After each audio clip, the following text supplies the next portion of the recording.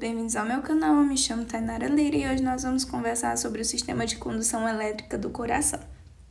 Inicialmente, é importante conhecer as estruturas que compõem esse sistema. Eu trouxe para vocês um aplicativo muito didático, o BioAtlas.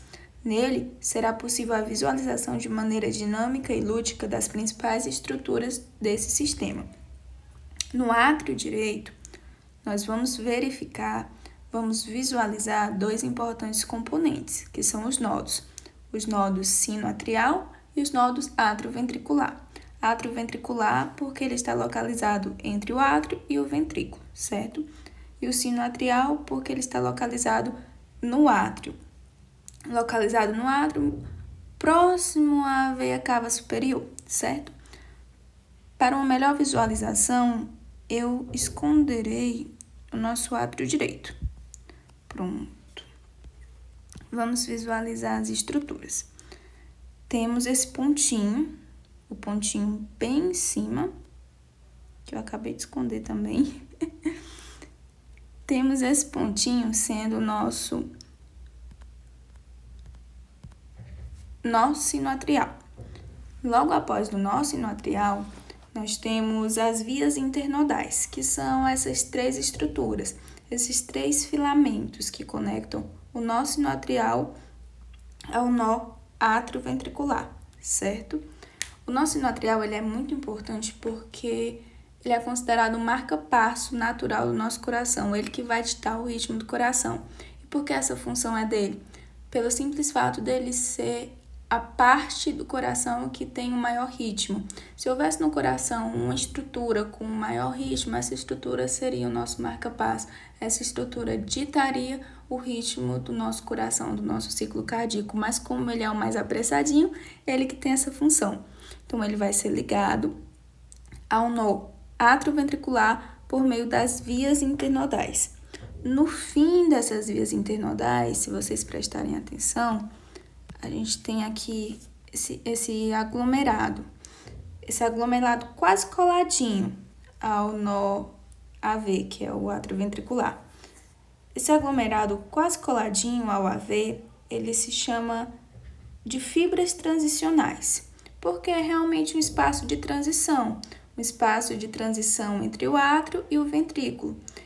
E a partir do momento que o nosso potencial chega aqui, ele começa a ser retardado, ele começa a ser contido, porque ele não pode passar rapidamente para o ventrículo. Por que não pode? Porque senão o átrio e o ventrículo se contrairiam quase ao mesmo tempo.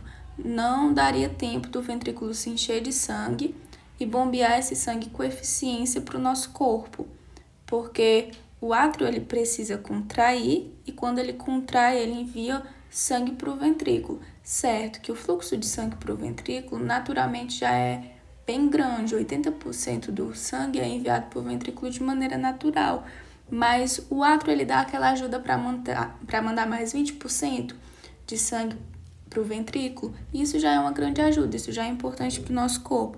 Se eles contraíssem juntos, não seria possível esse enchimento ventricular qualitativo e teríamos uma insuficiência cardíaca.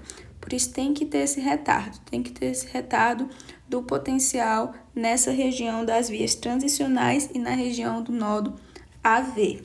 E como que ele faz esse retardo? Esse retardo acontece porque essa região ela tem menos junções gap, tem menos junções comunicantes.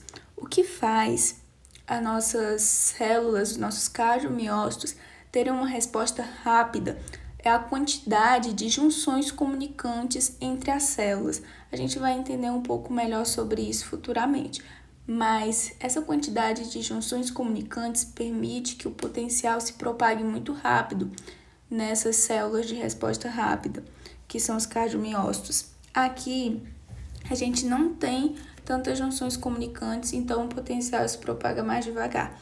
E isso é importante, isso é muito importante, porque isso vai ajudar com que um bata primeiro e o outro bata depois, que o sangue possa ser mandado de uma maneira eficiente.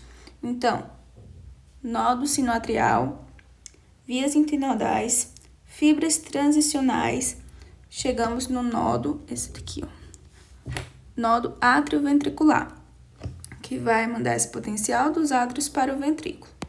Depois desse nódo atrioventricular, teremos o feixe de His. O feixe de His é esse único, esse solitário fio que sai do átrio e vem até o ventrículo. Esse fio ele vai se dividir em dois. Vai se dividir em ramo esquerdo e ramo direito do feixe de His, certo? Então, o feixe de His unitário, bem no início, que depois se bifurca em ramo direito e ramo esquerdo. Essas regiões que sobem um pouco pela parede do nosso ventrículo são as fibras de Purkinje. Elas são importantes para que o potencial ele se espalhe bem sobre todo o coração. Depois serão excitadas as células dos músculos ventriculares e após a excitação dessas células, desse cardiomiócitos, esse potencial vai se propagar e vai chegar até a superfície cardíaca, que é o epicárdio. E depois de toda essa propagação, o ventrículo contrai e manda sangue para o nosso corpo. Então, a ideia de trazer esse aplicativo foi para uma melhor visualização de vocês desse sistema. Agora que a gente já conheceu as estruturas, os principais componentes, vamos entender os mecanismos fisiológicos por trás da propagação desse potencial. Pessoal, antes de entender como que funciona o processo dessa condução pelo nó sinoatrial, antes de entender os gráficos desse nó e os gráficos do potencial de ação nas células musculares do ventrículo, é importante entender as fases e como a célula se estrutura em cada uma dessas fases. Então, a célula pode estar polarizada, a célula pode estar despolarizada ou repolarizada. Cada uma dessas fases ela vai ter uma estrutura diferente e cada uma delas vai ter um mecanismo próprio.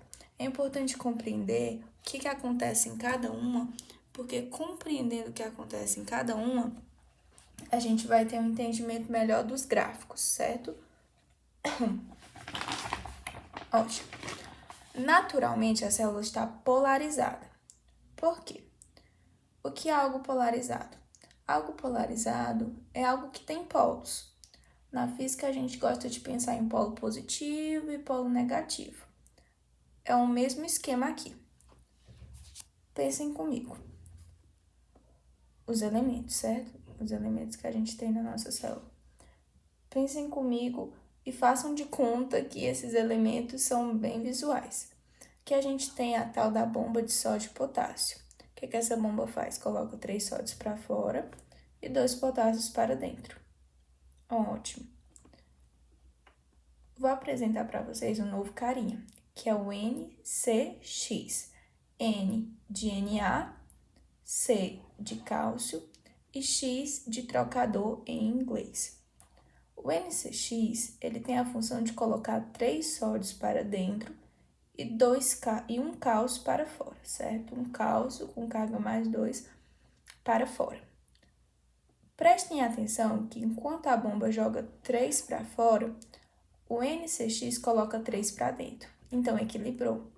Equilibrou a quantidade de cargas fora da célula e a quantidade de cargas dentro da célula. Mas tem outros mecanismos que também mexem com as cargas da célula. A gente vai ter também os canais de potássio. Esses canais existem de vários tipos. Existem os canais de potássio abertos, que ficam constantemente abertos. Existem os canais de potássio dependentes de voltagem. Os canais de sódio. O sódio ele não entra na célula através da bomba de sódio e potássio. Isso é um erro que a gente percebe.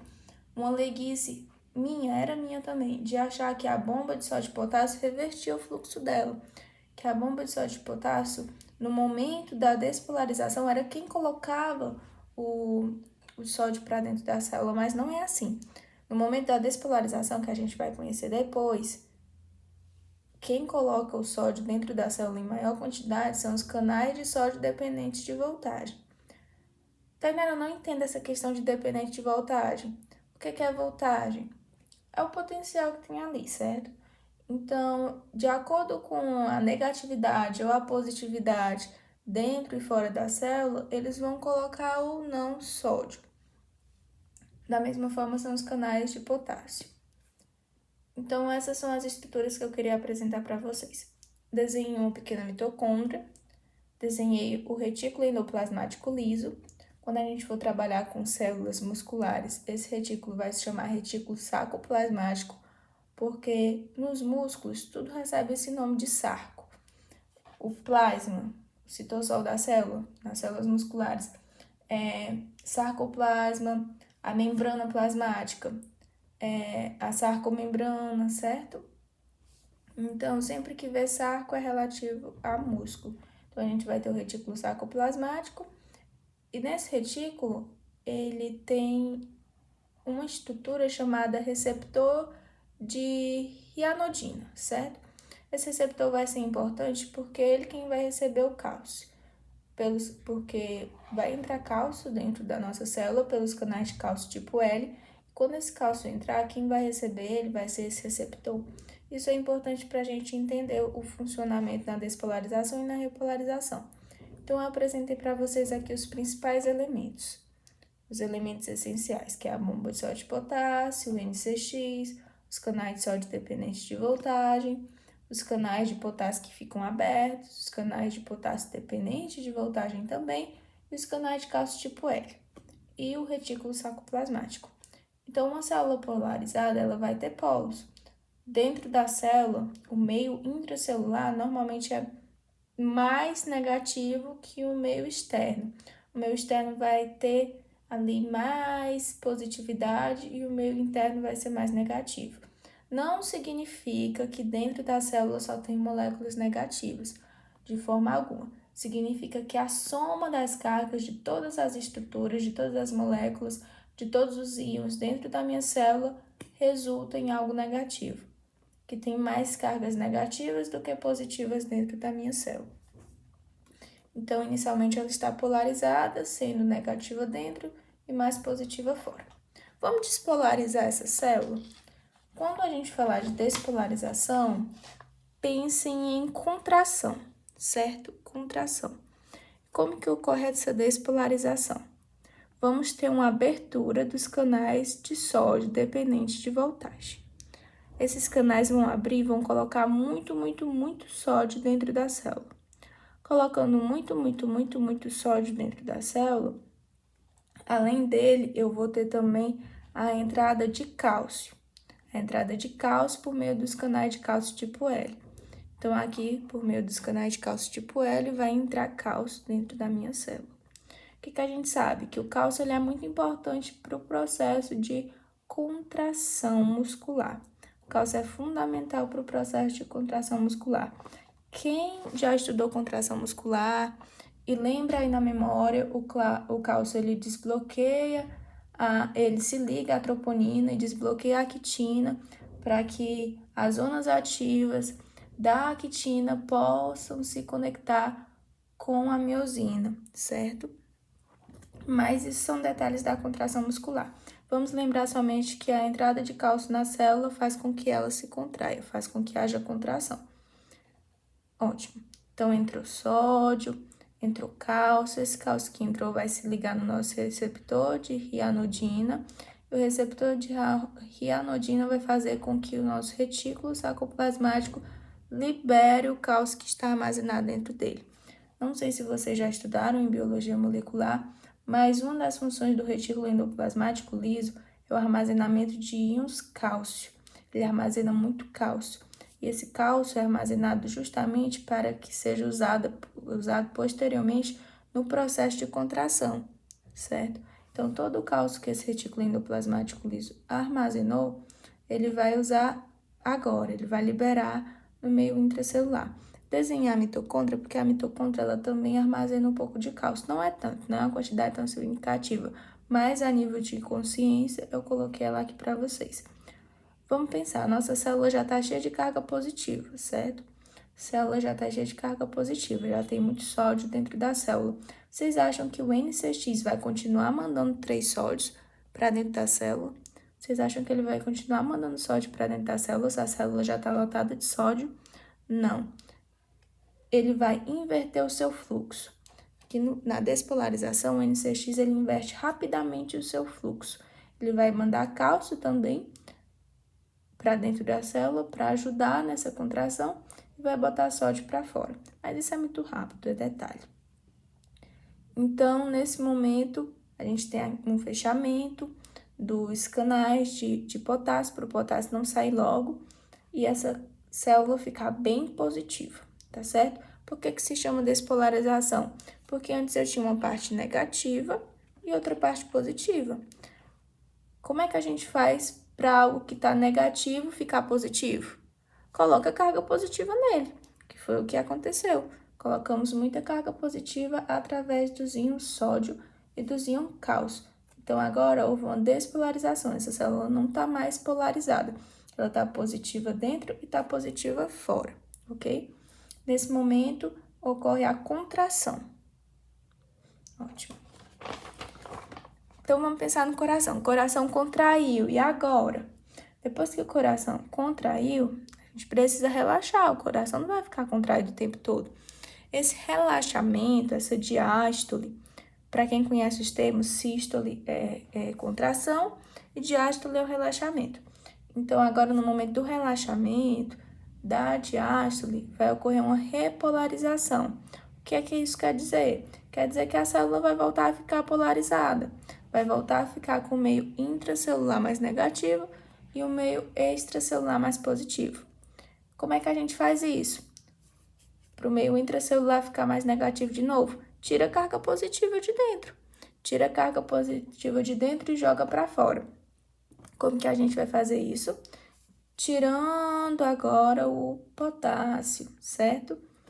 Então, nesse momento de repolarização, eu tenho uma saída grande, uma saída bem grande de potássio da minha célula através dos canais abertos de potássio e através dos canais de potássio dependente de voltagem.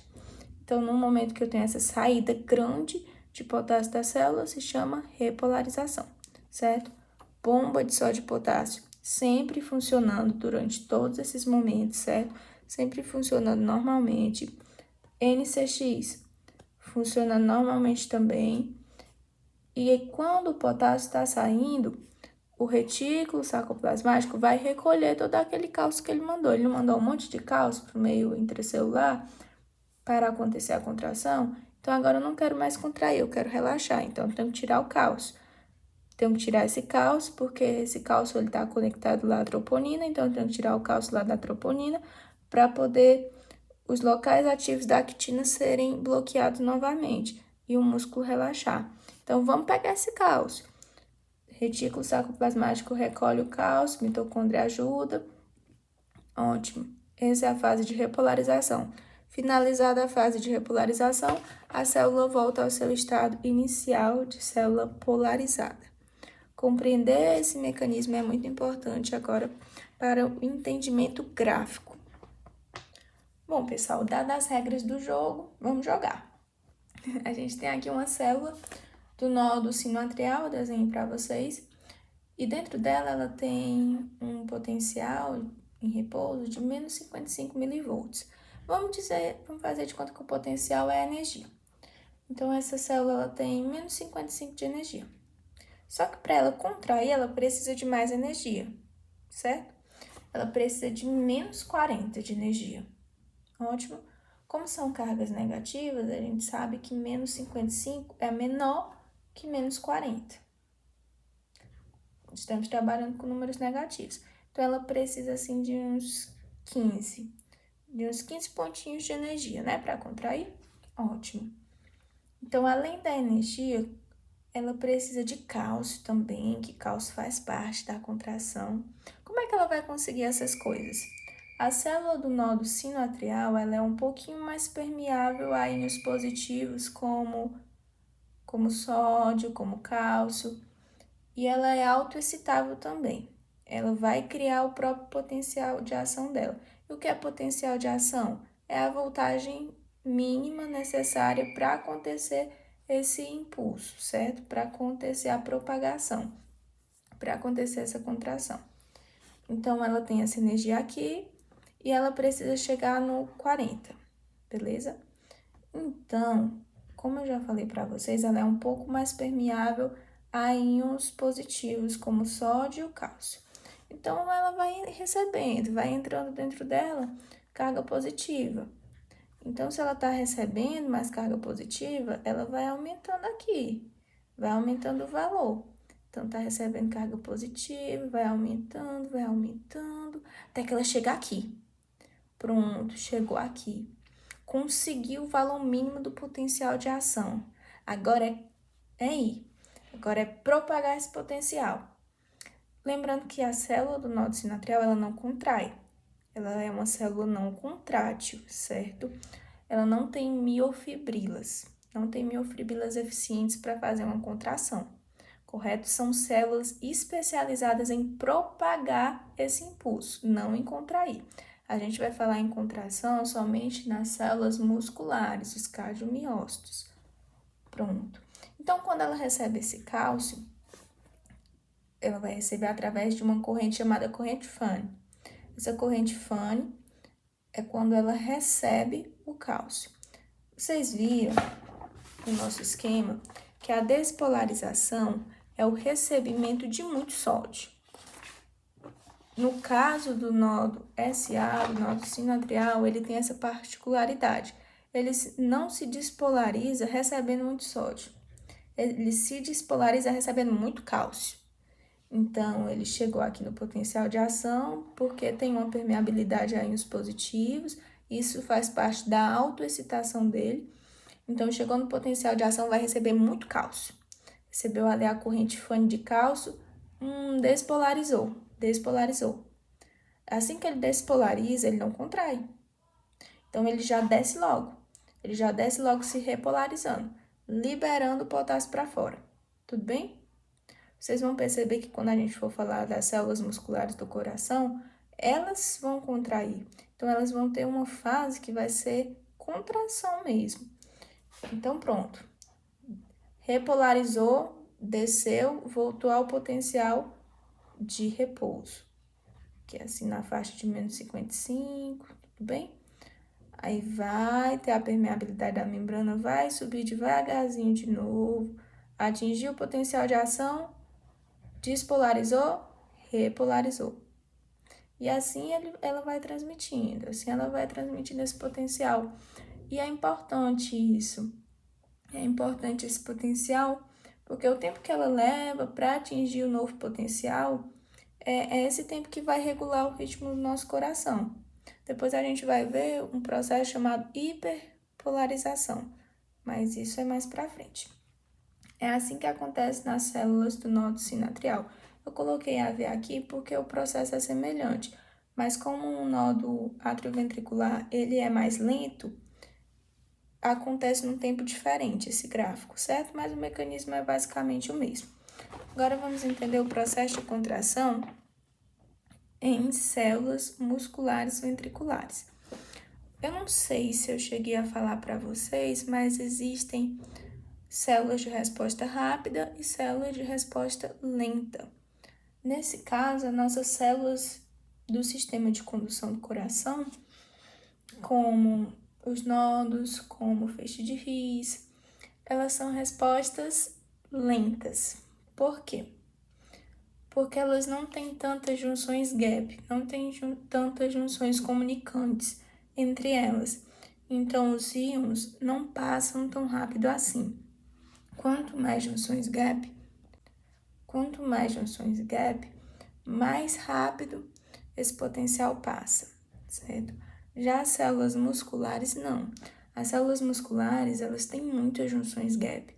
Elas são unidas por muitas junções gaps. Então, passa bem mais rápido, certo? É instantâneo. Chegou o estímulo lá na célula muscular, rapidão ela contrai, certo? As células musculares ventriculares podem ter uma barrinha atriais, porque o mecanismo também é semelhante. Elas têm um potencial de repouso um pouco mais baixo, menos 90 milivolts. Por quê? Por que isso acontece?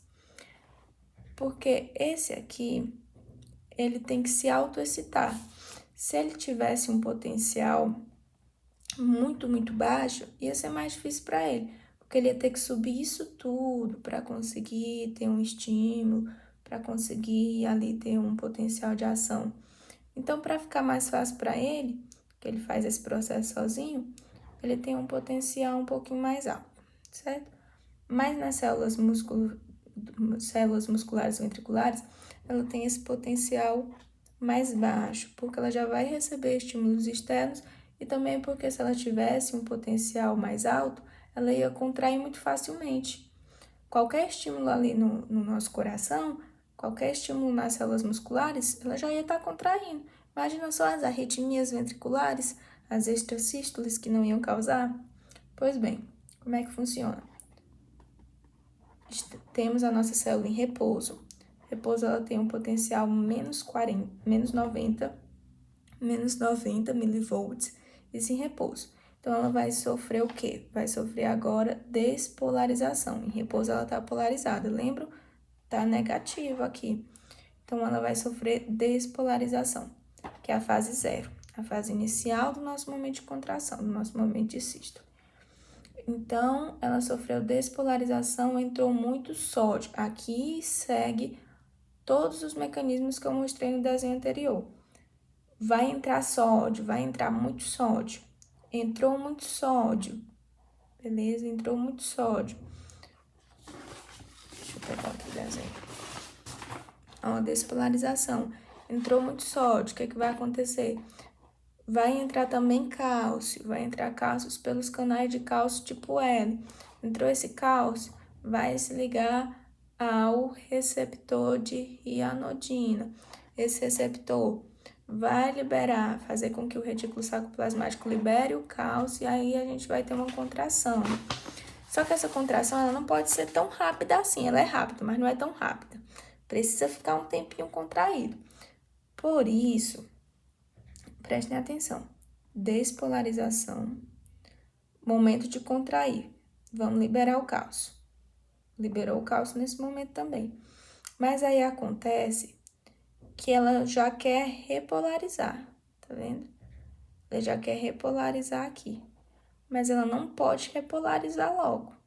Isso aqui se chama fase 1, repolarização inicial, certo? Essa fase 1 se chama repolarização inicial. Ela não pode repolarizar logo. Por quê? Porque tem que contrair com eficiência para mandar bem esse sangue. Então, nós vamos ter essa fase 2, que é chamada de platô. No platô, eu vou ter um fechamento, um estreitamento dos canais de potássio, para não deixar esse potássio sair para fora. Porque lembra que a repolarização é o potássio saindo para fora? Se eu estreitar esses canais, se eu deixar eles fechadinhos, o potássio não sai, certo? Então, não repolariza. Então, nessa fase, eu tenho esse fechamento desses canais de potássio e há uma abertura maior dos canais de cálcio. Então, vai entrar mais cálcio, certo? Vai entrar mais cálcio e não sai um pouquinho de potássio aqui? Esse potássio que saiu, ele vai ser recompensado pelo cálcio que está entrando, certo? Por isso que o nível fica mesmo, por isso que o nível fica uma linha reta, porque o potássio que está saindo vai ser as cargas positivas que estão saindo no formato do íon potássio vão sendo recuperadas pelo íon cálcio, certo? Então, a minha curva eletrônica fica reta, não é uma curva, é uma reta, certo? É um gráfico reto nessa região do platô. Vocês conseguiram compreender bem o porquê? Porque está saindo, a carga que está saindo está sendo recompensada pela carga que está entrando, certo? Aqui a gente tem uma tentativa de repolarização inicial que não é bem sucedida, porque aqui a gente já tem um estreitamento dos canais de potássio e uma abertura maior dos canais de cálcio. Contraiu efetivamente, acabou a fase do platô. Tá no momento músculo ventricular de você relaxar. Tá no momento de você relaxar e ir para a fase da repolarização verídica, uma repolarização eficaz. Então, vai acontecer aquele processo. O retículo sarcoplasmático vai recolher o cálcio e vão abrir-se os canais de potássio. O potássio vai sair em grande quantidade e vai haver uma repolarização até essa célula chegar ao seu potencial de repouso, que é menos 90. Ficou claro? Ficou entendido? Eu me fiz compreensível? Espero que sim. É interessante a gente conversar também. Eu acho extremamente interessante. Foi uma das partes que mais me encantou. Foi a ação simpática e parasimpática. Caso você queira ver somente esse processo de polarização, despolarização e repolarização, você pode parar o vídeo agora. Mas se você quer entender uma questão mais fisiológica relacionada a nervos, a sistema nervoso, essa parte é interessante, porque a gente vai ter agora uma ação simpática e uma ação parasimpática. O nosso coração, ele é inervado, ele recebe alguns nervos. Recebe nervos simpáticos, que são... Eu acho que quem já estudou já ouviu falar do sistema simpático como sistema de luta e fuga, que aumenta a frequência cardíaca, que deixa você mais alerta, e parasimpático é para relaxar, certo? Então, quem já ouviu falar do nervo vago, já ouviu falar do estímulo do nervo vasovagal. Como é que funciona esse estímulo vasovagal? A pessoa está em uma situação de estresse emocional intenso. Por exemplo, vamos pensar em um paciente com medo de agulha. Paciente que não pode ver sangue e desmaia. Por que isso acontece? O paciente foi tirar sangue e desmaiou. Teve um estímulo do nervo vago. Como que aconteceu esse estímulo? O nervo vago liberou acetilcolina. Lembrando que essa ação parasimpática, por meio do nervo vago, acontece principalmente nas células do sistema de condução do coração, certo? E as ações da norepinefrina, por meio dos nervos simpáticos, acontecem principalmente nos músculos, certo? Nos músculos. Então, teve essa liberação de acetilcolina pelo nervo vago. A acetilcolina, o que é que ela faz? Ela aumenta a permeabilidade do potássio por essa membrana. Aumenta a permeabilidade da membrana ao potássio. Então, a gente sabe que o meio intracelular, normalmente, ele tem mais potássio. O meio intracelular tem mais potássio. E o meio extracelular tem menos potássio. Por isso que eu desenhei o meio intra com potássio grande e o meio extra com potássio pequeno. Como essa diferença de gradiente e a membrana está mais permeável, o potássio vai sair de dentro da célula.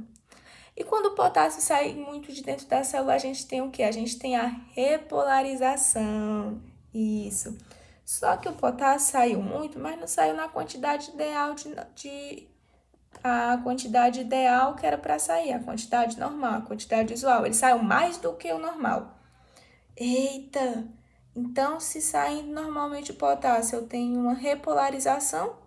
O potássio saindo demais, eu tenho uma hiperrepolarização. E a gente consegue ver ela aqui no gráfico. O potássio saindo normal, ó. Desceu, veio até aqui. Desceu, veio até aqui. Isso aí é normal. Agora eu tive um estímulo do nervo vago. Aumentou a permeabilidade da minha membrana ao potássio. O potássio saiu demais. Saiu mais do que era para sair. Eita! Agora eu tenho uma hiperrepolarização.